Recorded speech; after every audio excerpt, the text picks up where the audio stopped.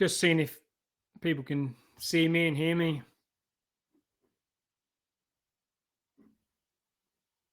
Yes, awesome. People are coming in. God. Technology. Hey, what about it? Oh, should have used Zoom. Stressed everybody out. Everyone's nodding. All right, cool. I'm going to wait for a few more people to fill in. So far, it's just 10 people. I know this is going to be heaps more. Yep, 12. It's just going up. I'm just going to basically, you're all muted and stuff like that. You don't have to go on camera if you don't want to, but we'll do a sort of a Q&A at the end. I'm looking forward to this. Been talking about this for a while, and yeah, just looking forward to sort of sharing what we've discovered.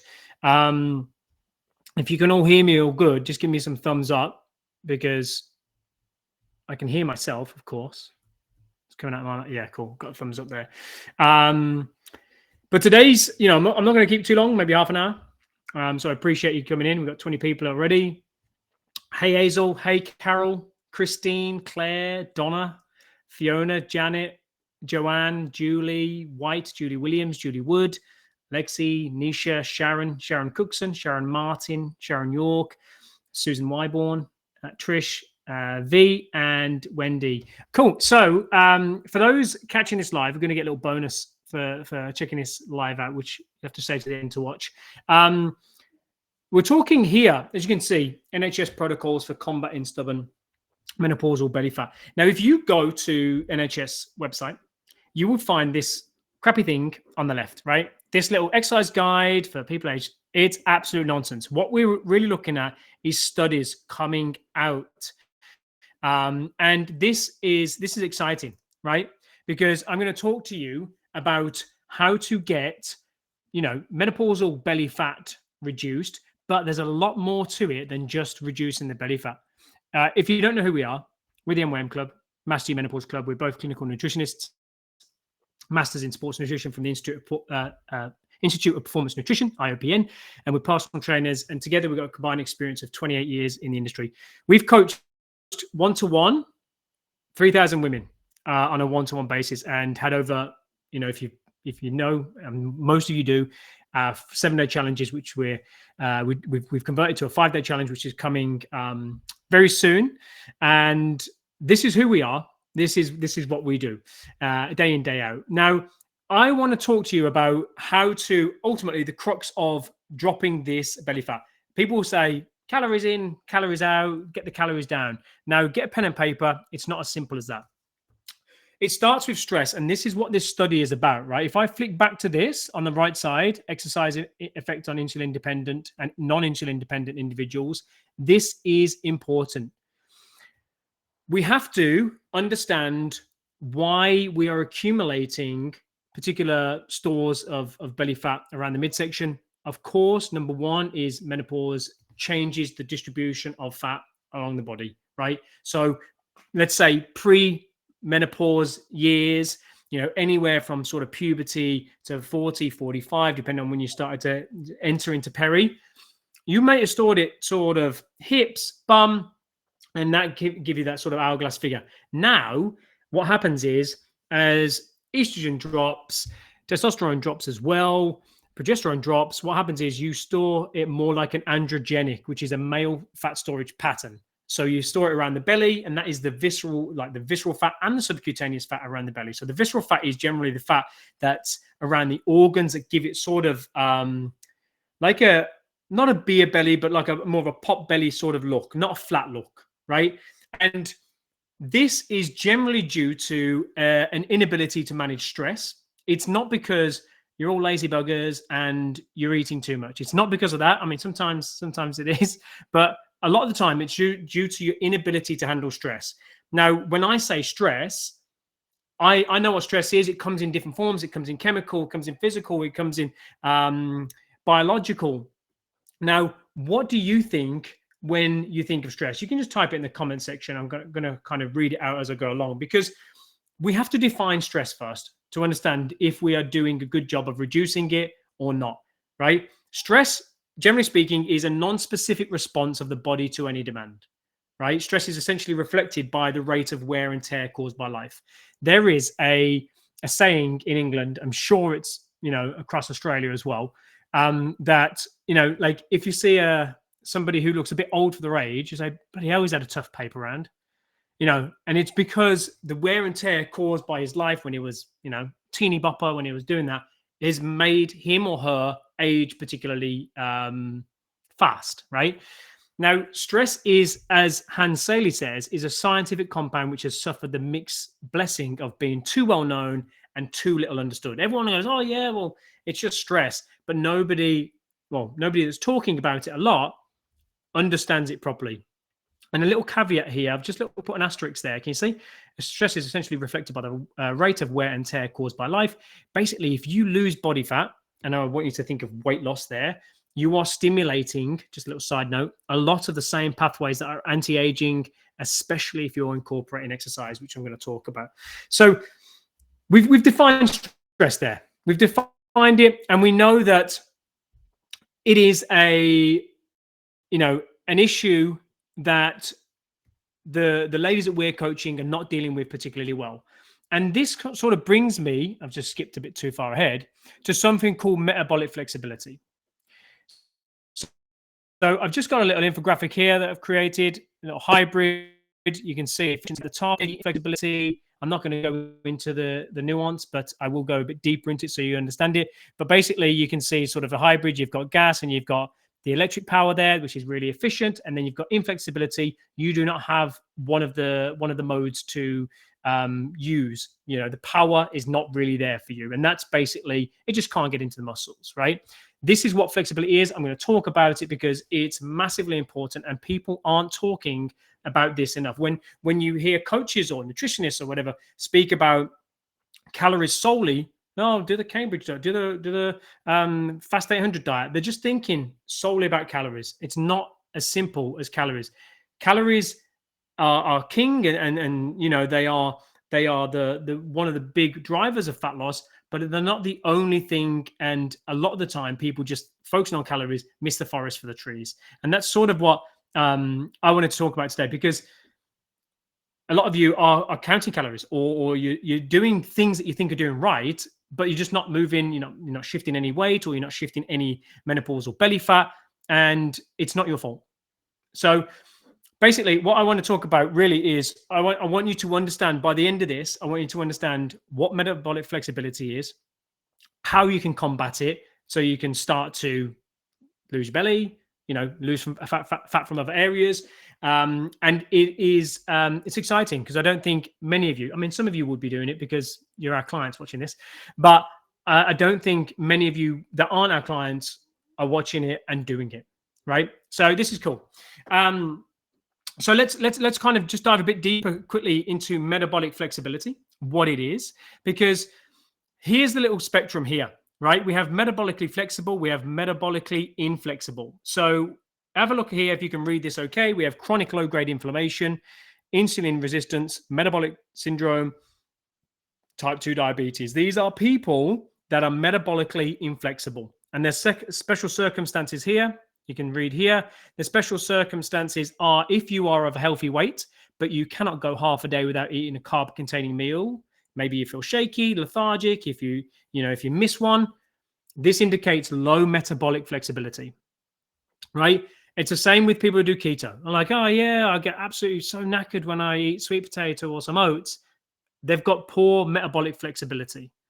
And people generally with good or high metabolic flexibility are people with a decent amount of muscle mass, because muscle mass is really good for improving your insulin sensitivity.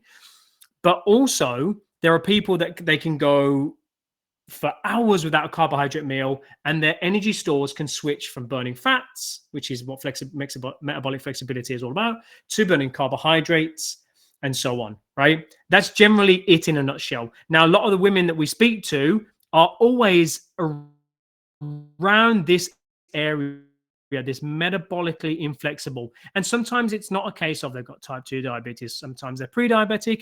Sometimes they're just not, they're not particularly good at shuttling away carbohydrates. So everybody goes, just cut the carbohydrates out. carbohydrate, you don't need them. That's misery. That's misery. For me, that's miserable, right? If you cut carbohydrates out of my life, there goes the pizza, there goes all the fun. So can we have the best of both worlds? Absolutely, we can, because the women in our program are doing it day in and day out. So this is exciting times, because the type of exercise that you can do, we'll go through it in a minute. The type of exercise you can do, I'll give you protocols right at the end that you can go away and attack tonight or tomorrow. The type of protocols that you can do, you don't need equipment. You can do it with yourself. You can do it. You don't need a fancy gym membership. Just yourself, a bit of know-how. A bit of the protocol to follow. So what happens in stress? We talked about, we defined stress. Now we need to look at what happens short term, long term. So I think you're all aware what happens when you are stressed, but I'm going to go into the nuances, what happens between your short-term stress and long-term stress. It's huge, this, because people don't realize the impact that chronic stress, long-term stress has on the body. And this is what we're going to talk about. If you look at it, right, we have short-term stress response. Now, here we've got two sort of big systems laid into that stress response. We have short-term. Let me just skip it ahead. And we have long-term. Yeah, I'm going to go through these, right? You've got a metabolic buffering system, right? And what happens is when you get stressed, just lost the feed there, 2 seconds. There we go. What happens when we get stressed is you have an increase, hence the red arrows. You have an increase in resting heart rate. You have an increase in blood pressure. You have an increase in blood glucose, and you have an increase in sympathetic tone. Now, sympathetic tone basically means you have these little micro contractions across the body. Now, you won't necessarily feel them. Sometimes they're like really not noticeable at all most of the time. But what it's doing is it's just depleting nutrients every time you contract your muscles. It's fatiguing. It is doing it. This short-term stress is fatiguing you quicker, so it saps your energy. Right? We got a client here, Karen Dawkins. I used to train her in UK, one-to-one. She was a manager in this big company and couldn't lose any weight. Right? And then she came to me, and all it was her stress levels were frigging sky high. She just couldn't, she was eating really well. She was training really well. And nothing before us, doing the assessments, nothing was moving. She knew how to train. She knew how to eat. But she was just chronically stressed. So all of these, his heart rate was crazy for the roof. Blood pressure was too high. And she wasn't after somebody. She wanted to lose, I think it was like 10 kilos at the time. Not a huge amount. But for her, it was quite big. She was a small lady. I think she was about 5'5". Increase in blood glucose and the sympathetic tone. She was just stressed out to the max, always complaining about her partner. But I think it was more work-related stress than it was part-time marriage counselor, one-to-one coaching. But as soon as we implemented this particular stress protocol, because I've been doing this for a while, but it's only just been recently vindicated by studies, by the NHS. I've always had a feeling that there's a way to reduce your blood pressure. There's a way to coax fat loss rather than force fat loss. So that was really, really interesting how as soon as we managed the stress, what happened? The fat started to come away. And I think this is important because, you can say it in the chat or you put your hands up. How many of you are struggling with either short-term or long-term stress now? Whether it's work-related, personal, frustrated about your own weight journey. Like, how many of you are struggling in particular with stress? Just have a look in the comments. Yeah, I can see it coming up. Yeah, definitely. Me, have been for years. Yeah, it's huge. It's huge. When you just a quick one. If you find, I wasn't going to talk about supplements or nutrition on this. It's mainly the stuff we found in the NHS, but I'm happy to do that in the Q&A. But I will say, anytime you've got a big stressor, there's going to be a metabolic cost, right? Things like B vitamins going to be depleted. Magnesium, big one. Zinc, big one. So if you were to pull up the biochemistry and you look where all the vitamins and minerals are in this energy pathway, the more stressed you are, the more things you have to deal with in life, the more you're going to deplete zinc, magnesium, B vitamins, right? That's why a lot of menopausal women take a B vitamin. They take magnesium, right? It is because your ability to handle stress is compromised, right? So with this stress stuff, what we're asking our stress response system to do these days is something that was never designed to do. It was never designed to deal with chronic stress. It was never designed to deal with all of these outcomes here. Right? This is the long-term stress. This is why we have all these chronic stress-related disease issues. And these particular people, long-term stress, they're not aging gracefully. They're becoming, let's say, inactive before their time, And I'll say this right now. This is the best time in the world to be alive. Because if you look back at people from pictures in the 70s, you get people who are in the 20s that look like they're 50. Now, at least nowadays, you can age more gracefully than back then, but we can be doing even better. Way better, way better. And I can tell you, for me personally, being the ripe old age of 37, I would rather stay as young as I can for as long as I can. All right? And that's always been the case with a lot of the women that we've spoken to. They just want to just age better. They don't mind necessarily aging, but just age better. Right. So here we have long-term stress. We have an increase in glucocorticoids, which is, cortisol. Basically, you'll see it. They eventually suppress your immune system. You'll see here it increased protein breakdown. That is not good because as soon as we start to increase protein breakdown, what happens is we start to, if we're not replenishing that protein, we're at fault for potentially dropping our basal metabolic rate, our metabolism, but also puts us at risk of osteoporosis and osteopenia, things like that. We have an increase in fat breakdown, and it says, you read that, you're like, oh yeah, fat breakdown, that's good, but it's not, right? Fat breakdown is not necessarily a good thing. And I'll explain that in the next slide. People think, yes, fat breakdown. Okay, cool. That's brilliant. I'll lose my fat. It's not like that. The breakdown of fats is different to the utilization of fats, right? It's different to using them. So then we have mineral corticoids, which is aldosterone. Basically this, if that increases, your sodium, your water retention increases. So you start to look a bit puffy, a bit bloated, a bit softer, let's say. Right. And then with that comes an increased blood volume and blood pressure. And I can't tell you, I hope you know, but you know how much of a stickler I am for blood pressure and why it's so important, why it's called the silent killer and why we place so much importance on it inside the program.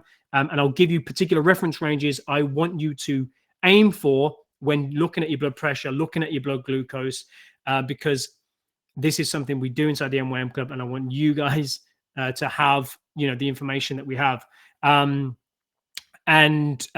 has been many instances where ladies have come into the program on blood pressure tablets and we've got them off it through just using what we're going to talk about today.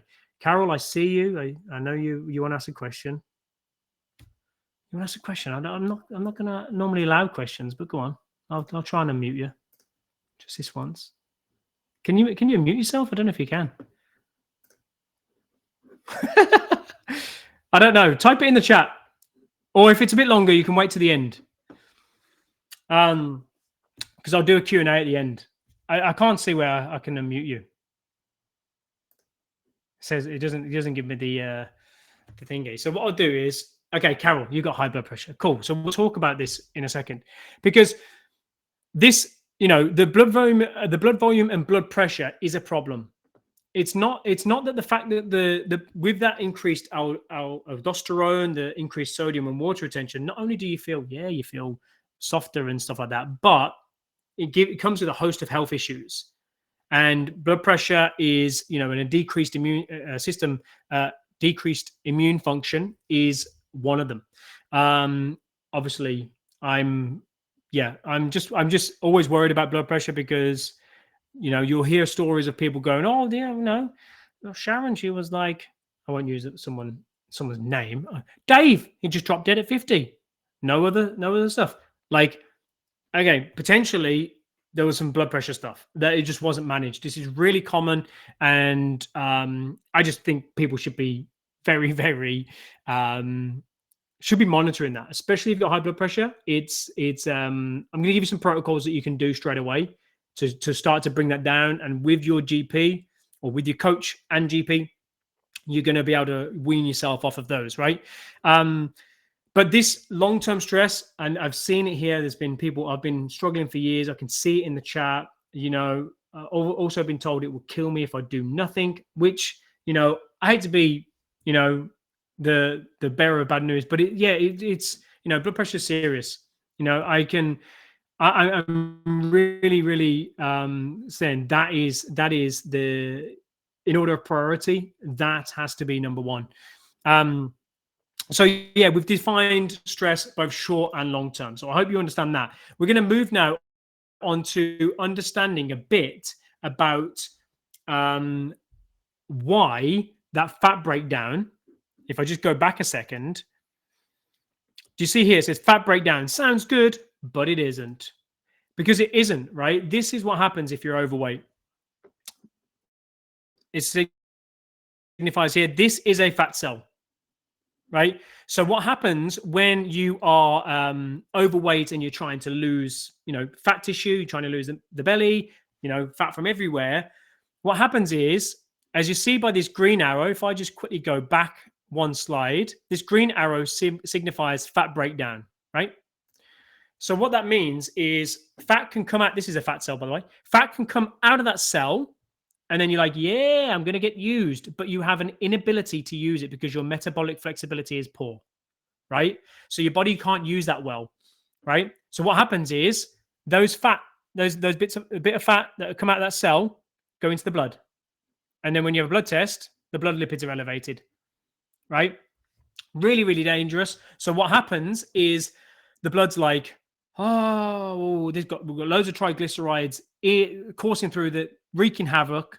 What do we do? So what it does is, if it's systemic, it will build up and you'll get some a buildup of cholesterol. But if it is short term, what will happen is it will go, let's get it out of the bloodstream because this is a bit bonkers. So it will make, see at the bottom here, it will make new adipocytes. It will make new fat cells.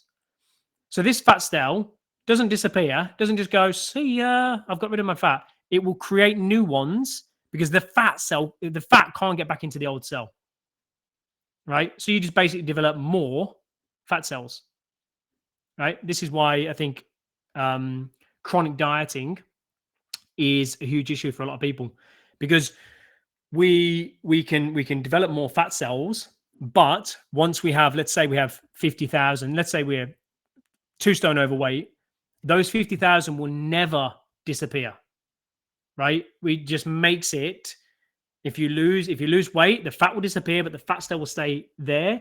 And if you gain weight again, all right, we're going to fill it back up. Fill up more fat cells. So you go from 50,000 to 52,000, right? This is why chronic dieting is a huge issue. That's why you lose a bit of weight and you regain the weight and a bit more. You're like, bloody hell, I work so hard.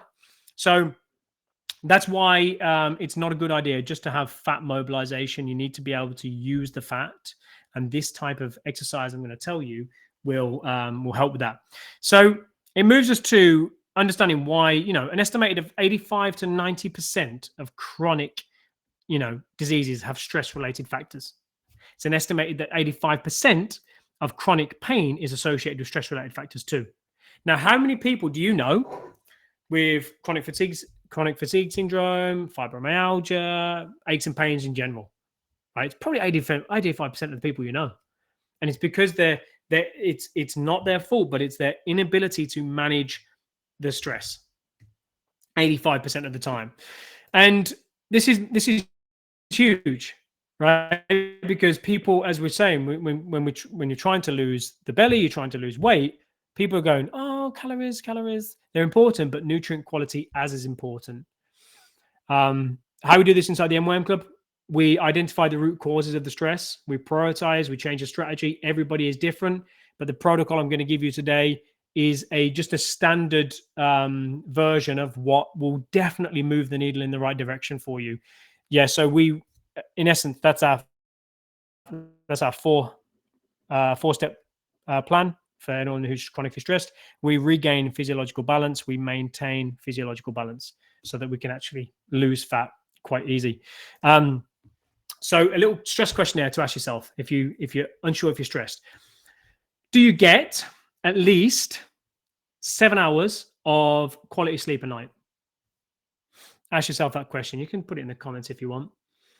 Number 2, are you under high personal or work-related stress? Number 3, do you feel overcommitted in life? Number 4, do you crave sugar, carbs, or comfort foods in the afternoons, evenings? Feel free to say yes in the comments, or no. Number 5, do you often feel wired but physically tired?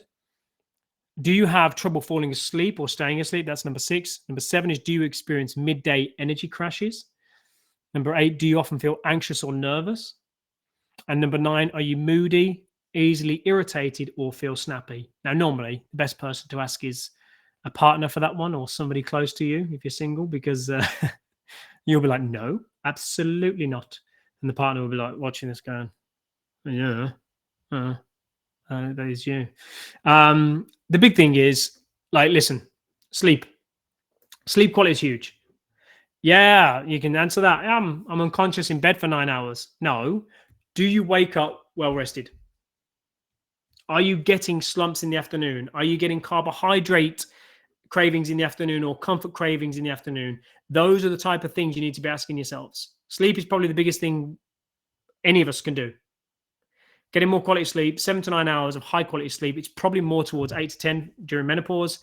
And if you get that quality sleep, it's going to be the biggest catalyst out of any of these in order to get your health back in order, in order to bring that stress down. It's one of the most underutilized things that people put priority into. People going, yeah, I'm going to go and do my HIIT class. I'm going to go to the gym, go for my walk. These are great, but they won't get enough sleep. I'm like, this is number one, sort your bookends of the day out. Get to bed at a specific time, right? If you're waking up at 6 o'clock because of work, make sure you're in bed by 9, somewhere between 9 and 10, right? So you've got a decent run at falling asleep and staying asleep. There is, when I see this, I have a lot of chats with women. I'm like, oh, how you feeling? Stressed this week. Okay. And I'll look at their sleep diary and I'm like, oh my God, how are you even functioning? How are you even functioning on 4 hours sleep? Just spilt the squash. We're live. It's fine. Right. And a lot of the time when we fix the sleep, things like gut issues go away. Their aches and pains go away. Their energy soars through the roof. The fat comes off. This is what we did with Karen. Right. We fixed her stress and the fat didn't change anything else. Right. Apart from the way we fixed stress was through this cardio protocol, but we didn't fix anything else. We didn't change anything else. And this is something you need to ask yourself. If you're saying yes to a few of these, we have to address it. I want to talk to you about health markers to aim for. Like, if I just skip ahead, I'm going to show you in a second. I'll show you in a second about what the specific protocol is. But health markers we need to aim for. If you are not in this range, that's okay. We have something to aim for. Okay. Blood pressure. The doctor will say to you, oh, your blood pressure is 132 over 98. That's okay. That's pretty good. We're happy with that. Every 10 points above 120, there is a percentage increase on all-cause mortality, which basically means the higher you are above 120, the more chance you have of developing, all-cause mortality. So a host of different things. 120 to 180, under that is the absolute sweet spot. Now, if you were to get your blood pressure to, let's say it's 140, 145 over 100. The doctor's going to go, geez, okay, let's put you on some blood pressure medication, because this can be done. It's an immediate health concern, but this can be fixed through, of course, nutrition, lifestyle, stress management stuff, but also exercise. What I'm going to talk about. We're not here to talk about nutrition, although I will answer any questions in the Q&A after. But you know my thoughts on nutrition. Resting heart rate under 70 beats per minute is decent. Anything above that, we need to address it. Ideally, we want to be 60. I've seen very few of our clients who are very committed to their cardio be 45 to 50. That is absolutely perfect. And that is the best for anti-aging, right? And we have a blood sugar range here. We have a 4.8 millimoles for those in the UK, and those in the US, 86. That is the range that we want to be in. If you go up to 4.9, that's okay as well. HRV is basically, if you're not aware of that, that is something we track with our clients. It's called heart rate variability. It is basically your heart has beats, right? And it's the time in between the beats that determine if you're well recovered or if you are stressed out. So if your heart is like a metronome, like a boop, boop, boop, boop, that's highly stressed, highly strung. We need to do something about it, right? If it's variable and it's like boop, boop, boop, you know, it's completely different. It's a sign of you're handling stress well, you're well recovered, you've got a lot of energy, right? I'm happy to dive into that more on a further live. But I just wanted to kind of share some health markers to aim for. And here is the juicy bit. I haven't put this on the screen because I really want you to concentrate. The protocol that you want to do, right, is really, if you're aware of how to track your heart rate, it's 220 minus your age, right? The protocol that you want to do for optimal health starts at 30 minutes. And it's not this HIIT workout. It's not your spin classes. It's not your body pumps. They have their merit, but this isn't the cardio that we're after. We are after a type of cardio that we call in our program least mode, because it's the easiest thing to do, right? But it has the biggest bang for your buck in terms of your health, your fat loss, and energy, things like that. So basically what you want to do is, our least mode protocol is 30 to 90 minutes, at least 30 minutes, right? Write that down. I can see you all writing away. 30 minutes to 90 minutes of a heart rate of 65 to 70%. So work out 65 to 70% of your maximum heart rate, which is 220 minus your age, right? And then you want to stay within that range. Now, for most of you, it's probably looking, I don't know, maybe 140 to 155, depending on your age, right? That's probably the heart rate you need to be aiming for.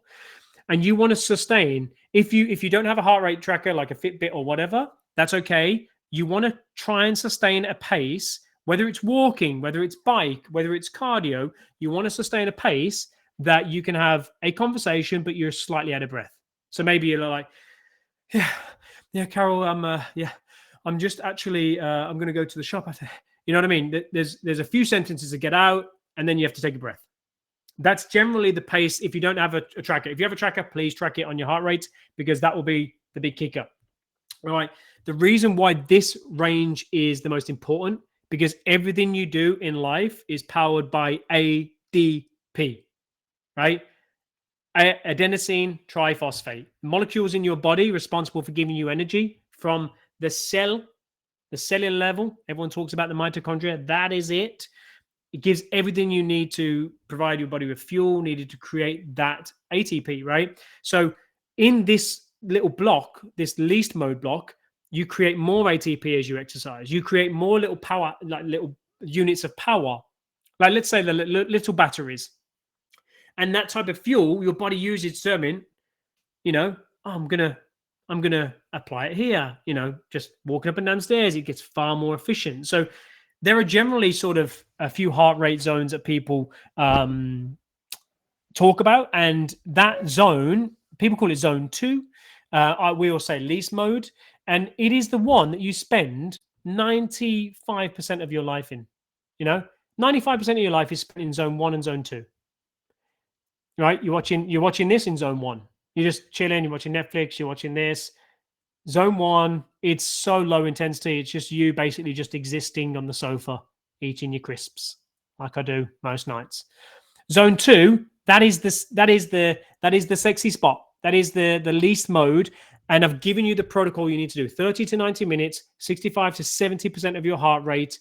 And you need to do that frequency-wise 3 times a week minimum. Any more than that, and it's even better, right? This is something that is going to bring stress levels down. It's going to bring all these health markers back into a healthy range, and it's going to literally take away the menobelly. Not by magic, obviously. You still need to fix the other lifestyle stuff, your nutrition. But if you're doing everything right, you're doing your nutrition, you're sleeping well, you got your stress under control, this is the golden ticket, right? So the reason why this is particularly good is because you use mainly fat in this you are able to mobilize and utilize this fat in this range. I talked about, if I just quickly go back here, this range, 65 to 70%, you're able to force that back into the cell through the exercise, right? If you just do it through nutrition, you won't. But you're able to open a pathway back into here, and it's because of that zone, right? It's basically what it does is it's helped back in the cell because of the intensity, the type of exercise that you're doing, and that's exciting because that means there is a way to get that body fat off, right? We're using fat, we're using oxygen to get there, right? It is physiologically easier than a HIIT class, right? If you go to HIIT class, they're definitely more than zone 2. If you go to Pilates, it's probably zone 1, probably. Any sort of weight stuff, zone 1, probably. All the stuff that isn't that zone. And the reason that sort of least mode that we talk about, it doesn't feel hard enough, doesn't feel like you're working that hard, and that's why people don't do it, because they don't get, like, you'll get a bit of a sweat on, but you won't be coming out and they're going, oh, bloody hell, I had the best workout ever. It won't be like that. It'll just be like, I feel like I've got a bit warm. I feel like I've had a nice little exercise, but the energy increase you'll see after just one session, it'll be a game changer. We've got different energy systems in our bodies, right? At different intensities, your body uses different fuel sources. If you want to mobilize the fat cells, we need to train in that least mode zone, 65 to 70%, right? And the thing is, like, not enough people are doing it. I said you spend 95% of your life in zone 1 and 2. If you improve your ability to exercise at that zone, at that heart rate, it's not an intense heart rate, without switching up energy systems, without going crazy and doing your HIIT classes, just stay there for 30 minutes initially, and then you can build it to 90 over a series of weeks. You're going to get a more efficient heart. You're going to broaden what we call the aerobic base. It basically means your fitness, but also when you broaden your aerobic base, it basically means you sleep better, you recover better, you have more energy, you're able to use fat on demand, right? And that's exciting because everyone talks about these HIIT classes and Peloton classes and what have you, but you will definitely be able to handle a lot more stress. You'll be able to handle more intensity throughout the week, whether it's a shouty boss, whether it's more intense workouts. You have a stronger aerobic capacity. You'll handle stress so much easier. You'll find it easier to sleep better, and the belly will start to come off, because we are creating more energy cells, more mitochondria. The more of this you have, the more you can sort of improve fat oxidation, which is the utilization of fats to get rid of the fat, right? I talked about it on a previous slide. Fat mobilization isn't the issue. You have to be able to use it, and this is the protocol. If you've got a larger aerobic base, you're going to be able to handle higher intensities as well, which materializes as your heart rate at rest drops. which means improved cardiovascular health, which is bloody exciting. Yeah, I find it exciting anyway. So yeah, 30 to 90 minutes in that zone. It will improve your blood sugar disposal. So if you're type 2 diabetic, please use this. And there is a study which I linked right at the beginning. It improved the disposal of carbohydrates by 67 to 97% in people without diabetes. So in layman's terms, your body is going to be a lot better at utilizing and disposing of carbohydrates, glucose, and also taking the fats out of the cell and being able to utilize them, not having to push them to create new fat cells, new adipocytes, right? Does that make sense? Just give me a quick nod. Nod. Cool. Beautiful. So I'm just having a look if there's any more slides. I know that we've talked about the health markers. Obviously, just a few of our amazing clients. There's Debbie and there's Claire. Claire's lost 30 kilos. Debbie's incredible because the doctor actually said there was no hope for her. And that's really exciting when you prove the doctor's wrong. And Amanda was one of the biggest things. She's an osteopath, and she said, look at this one, helping me cope with stress, helping me find the strength to carry on when I feel like curling up in a corner and giving up. Your life can still exist. You can enjoy yourself. And she has had phenomenal results. Now, over 15 kilos down now, which is just phenomenal. And you can read some of the client testimonials. Here's Sharon. She's now 3 stone gone. And we're just absolutely flying. Where to from here? How to keep moving forward. You can, of course, take this away, apply it on your own, and you can ask us any questions, or you can sort of apply for a menopause health assessment and get your own metabolic reset blueprint, because we have an intake starting Monday. And if you apply for a health assessment, we can help you, guarantee that we'll lose sort of 15 to 30 pounds in under 12 weeks, and sometimes more, depending on where your start point is at. Right? It's all about where we are, where we're starting from. So I've just popped that little link up there. You can apply there. And I think I'm going to open up for questions. Let me stop sharing that. We have a lot. I'm just trying to think how I can unmute you. Let me just check, because I'd like to actually speak to you. Participants' permissions. Okay. We should be good now. Any questions? Just can you raise your hand in the app if there are questions? I don't think there are. This is pretty awesome. I can't see it if there are. It's the first time I've used this. I'm just having a look if there are in the chat. Right, so can we have the copies of the slides after this is done? Absolutely. I have high blood pressure and on amlodipine tablets. Susan, we know we can. Hey, someone's here. I can hear someone. Someone's crept in. What was that? Who is that? Susan. Hello, can you hear me? Yeah, I can. Yeah, you got a question? Yeah, no. I was just saying I've been on the tablets for about I think last time I spoke to you must have been about 18 months ago now, isn't it? Something around that time. A while ago, yeah. Yeah, so I'm still on the tablets.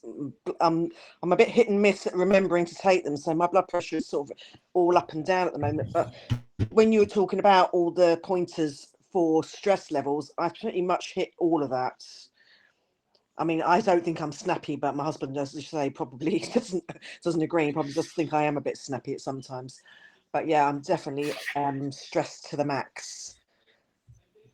So with the stress stuff, it's there's obviously have a look at especially which question sticks out to you most. Is it nutrition related? Because there's many nutritional, but more so the exercise.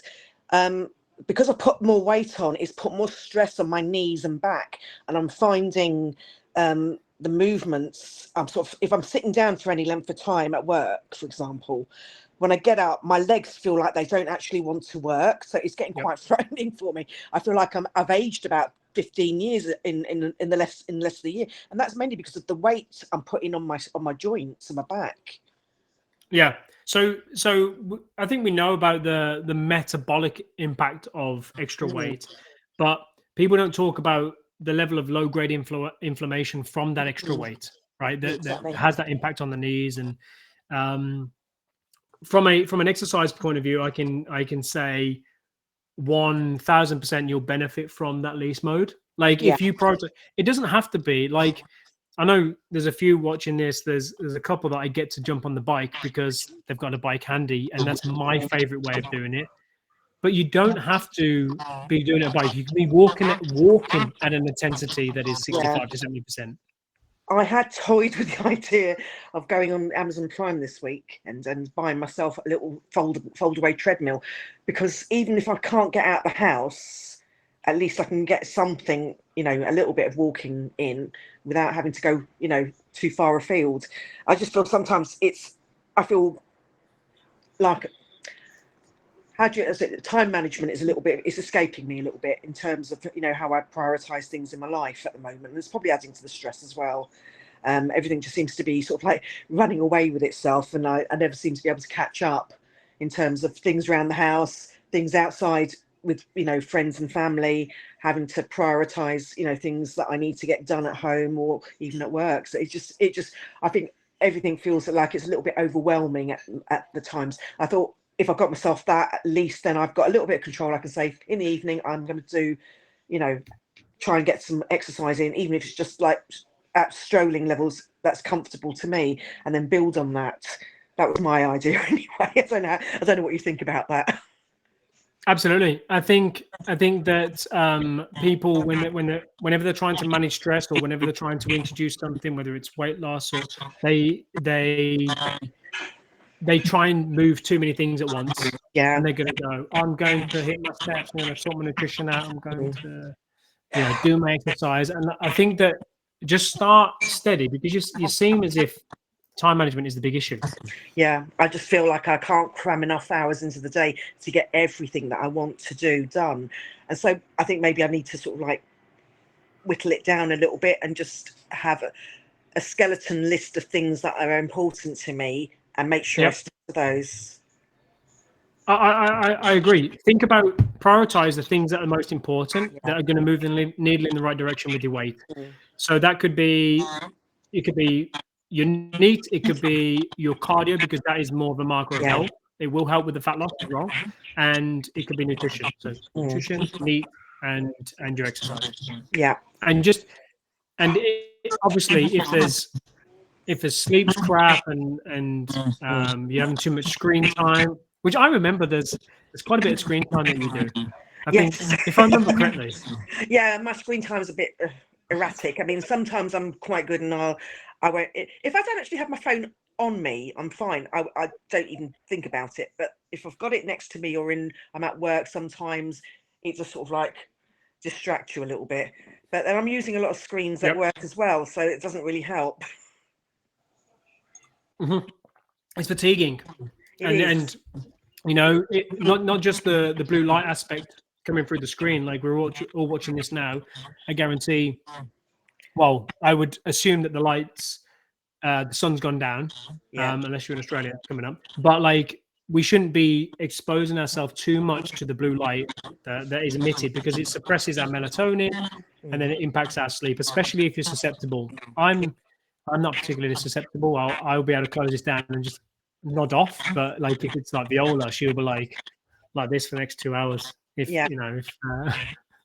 So there's all these things, and the problem is, the sooner we accept it, the sooner we can do something about it. Menopause is tough, and your ability to handle the stress is severely reduced.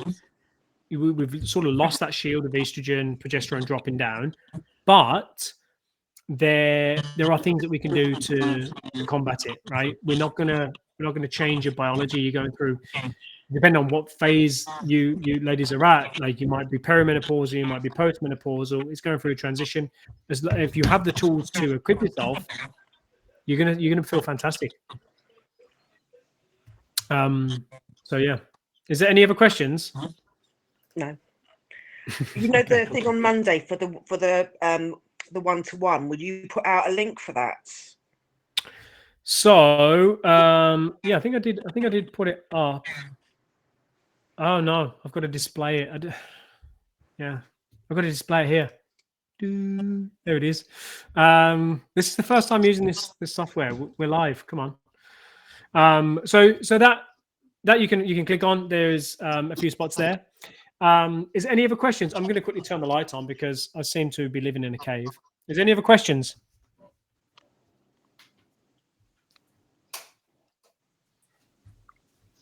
And God said, "Let there be light," and there was.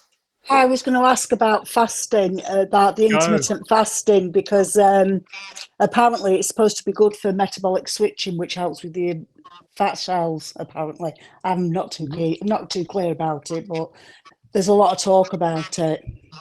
Good question. I think it has its pros and cons. I think if you're using it it depends on who you are. Like we've got a couple of clients in the program that have type 2 diabetes now.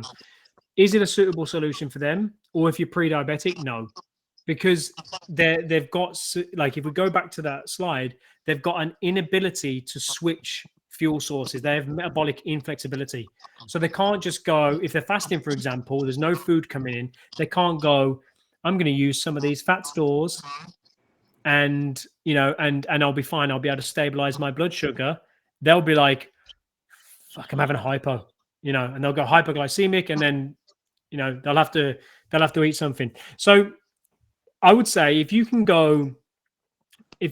fast and you don't feel shaky, you don't feel lightheaded, you don't feel queasy or anything like that, then it could be a viable option for you. But if you're somebody who gets a bit, I need to eat I want to try fasting, but at the moment I need to eat every 4 hours, maybe not a good solution for you until you start to learn how to manage your blood sugar a bit better. Yeah, that's what I was thinking about. I was thinking that when we start getting into the situation where we're getting like that heart rate business going with the walking, or as my son does, where he drags me out, then yeah, you can just sort of use it in your plan to build. Yes. Yeah, I'll be there. It will build. It's a really good, this is one of the protocols that I'm saying really for ladies with type 2 diabetes. It has so many more benefits than just dropping belly fat. Seriously, it's like the blood sugar management, the mitochondrial efficiency, your improved cardiovascular function, lung function. I think it's the cardio that is the most underutilized in menopause. I hear from, we speak to hundreds of ladies a day in our big group, and they're like, oh, I'm doing my spin class or I'm doing my HIIT class. I'm like, that's good. It's nice that you're moving. Number one, I think you should be doing is probably weights if you can. If you enjoy it, that's number one. And this is probably, if not joint first, it's a smidgen close second. And it will improve your ability to fast for longer periods. And I think it's a good question. I think you got to try it out. Try it out. If you get a bit queasy, it's not the ticket for you, and that's okay. That's okay. I just get snazzy if I fast for too long. It's not blood sugar issues. It's just I need food. I can't do anything without it. Is there anybody else that's got any questions? Oh, let's see. Come on. What you got? Questions? Unbelievable. Took me ages to put this presentation together. No questions. Okay, cool. So I've answered everything. This is easy. I'm sure some of you will come and go, oh, I did have a question. It's a judgment-free zone. I want to make sure that you can all get the slides here. Give you a few extra things for turning up to the live because I appreciate you. But there will be slides and some extra bonuses for tuning in live, because I've taken nearly an hour of your time, and I appreciate this on a Thursday evening or Friday morning, wherever you're watching. I really appreciate it. Thumbs up. Thank you, Carol. Okay, do you not have any questions, Carol, about your blood pressure? You mentioned you've got blood pressure. You want to ask me any questions?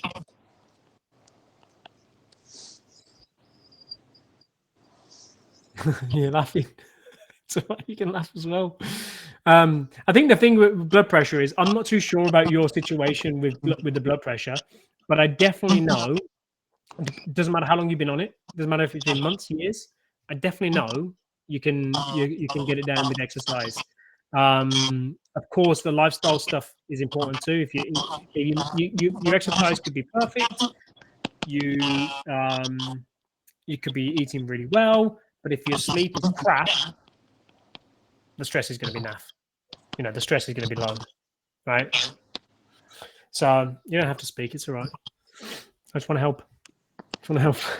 Put you on the spot there. Unmute yourself and speak to me. All right, cool. Cool. If that's it, I'm just going to check the chat because some people are stealthy with it. Here we go. Oh, Mary, come on. My blood pressure was in the 200s. Both numbers in 2019. Oh, Mary, you need to tell us more about that. What it is now, I mean. That's mad. 200. That's like, that's scary. That's really scary stuff, because it's a medical emergency. Anything sort of 160 and above, unless it's managed through medication. I want to know what Mary's blood pressure is now, though. Keep asking the questions, Mary, or jump on. I can't see her though. Okay. I'm just going to answer. Okay. All right, Fiona. I'll have a couple, but last tomorrow in our chat. That's fine. I have night mode on all the time because screens give me headaches. Yeah, that's really good. If you're on a computer a lot late at night, go to Flux. I think it's f.lux, or just type in Flux on Google. And if you have to work late at night, and use it, because it will take away the blue light from the screen.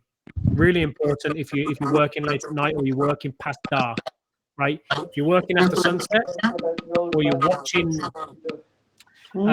something Netflix on your thingy, it will take out all the blue light, so that blue light won't impact your melatonin. Basically, your melatonin is as soon as you wake up in the day, what happens is your melatonin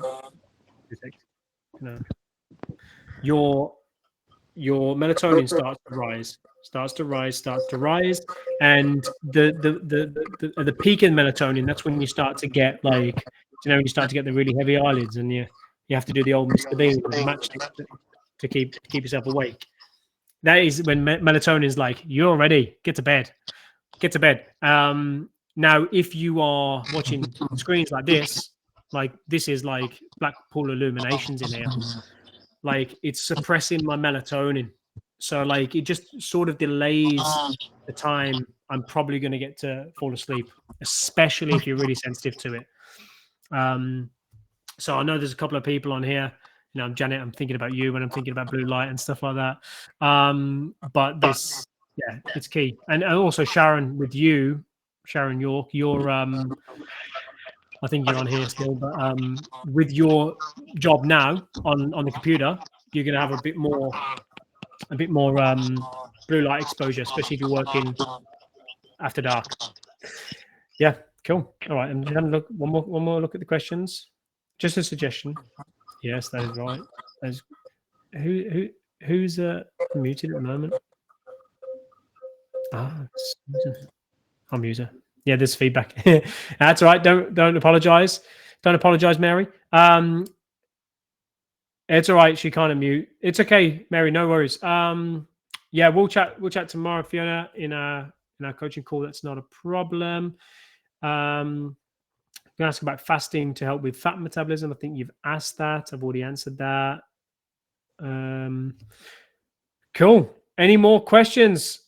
keep losing connection. Mary, just send me a PM then, and we'll answer it. Glad I came for this. Thanks, Carol. I really appreciate you all turning out. Like, I didn't mean to keep you an hour. I was expecting probably 45 minutes, but we had some tech issues, and we all made it. We all made it. I want to thank you all for tuning in. Like, it really, really means a lot to us. And also, it just shows that you're prioritizing your health, your weight loss, and as I said, like, I will, I'll put the post up about locking in a one-to-one menopause health assessment if you want to get your own metabolic reset blueprint, and we start Monday. And I appreciate you all. Have an amazing Thursday, and thanks for tuning in. Everyone, thumbs up, please. Take a picture of it.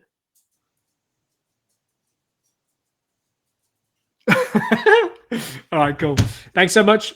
I appreciate you, and see you in the group. Bye, Julie. Bye. See ya.